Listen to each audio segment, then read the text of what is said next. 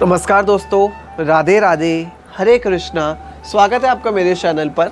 तो अध्याय शुरू करने से पहले आप अपने सीधे हाथ में थोड़े से सफ़ेद तिल या पुष्प जरूर लेकर बैठें। तो आइए माघ मास महात्म्य के 13वें अध्याय का अध्ययन शुरू करते हैं। इतनी कथा सुनकर राजा दिलीप कहने लगे, हे ऋषिवर, माघ स्नान में ऐसा कौन सा विशेष गुण है जिसके एक बार करने के प्रभाव से कुंडल स्वर्ग में चला गया और दूसरे के प्रभाव से अपने भाई कुंडल को स्वर्ग में भिजवा दिया। कृपया करके यह भली प्रकार वर्णन कीजिए। राजा दिलीप कहने लगे।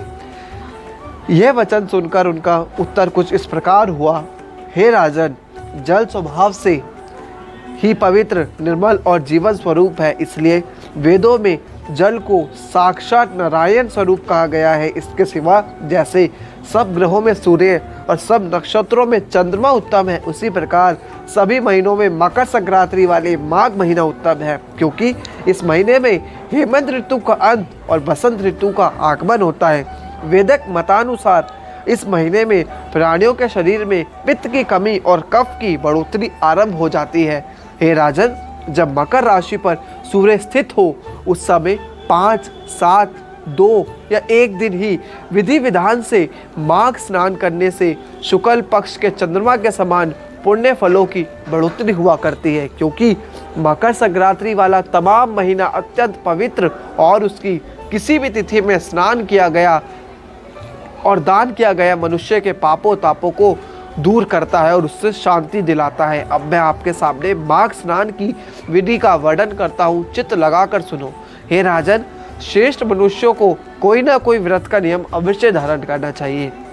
इसके सिवा व्रती को चाहिए वह जहाँ तक हो सके जमीन पर या तख्त पर आदि पर सोवे और तिल घृत का हवन तथा दान करता हुआ विष्णु भगवान की आराधना में मगन रहे। हे राजन, भगवान के लिए व्रती को अखंड दीपक का पुण्य करते हुए ईंधन, कंबल, वस्त्र, जूते, कुमकुम, घी, तेल, कपास, कोठी, तोशक, कनात, पर्दोभूमि, स्वर्ण, रत्न और आदि पदार्थों का श्रद्धा अनुसार दान करते रहना चाहिए, क्योंकि बिना दान किए परलोक में ना तो कुछ मिलता है और ना इस लोक में सुख की प्राप्ति होती है। हे राजन, इस प्रकार परमेश्वर की प्रार्थना करने के बाद चित्त को एकाग्र करते हुए विष्णु जी का ध्यान करना चाहिए। ऐसा करने से पाप तापों की शांति और अक्षय सुखों की प्राप्ति होती है। अब मैं आपके सामने उस वृत्तांत का वर्णन करता हूँ कि किस प्रकार के जल से कितने फल की, कितने पुण्य की, कितने फल की प्राप्ति होती है और क्या क्या समान फल मिलता है। तो उसे सावधानी से और ध्यानपूर्वक होकर जरूर सुने। तो ये था माघ मास का 13वां अध्याय। आशा करता हूँ मैं आपको बहुत पसंद आया होगा। अगर आपको माघ मास महात्म्य की ये 1 मंथ सीरीज़ अच्छी लग रही हो तो प्लीज़ इसको ज़रूर लाइक करिएगा।